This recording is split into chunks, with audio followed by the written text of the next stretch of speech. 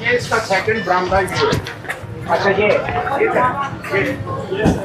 मेरी बात सुने, ये इलीगल है।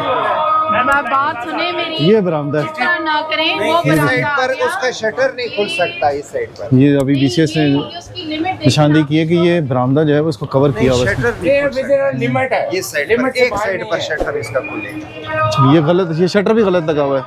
अब ये इंकशाफ हुआ है जी कि शटर भी गलत लगा हुआ है। इस शटर का रास्ता जो है वो दूसरी तरफ से है।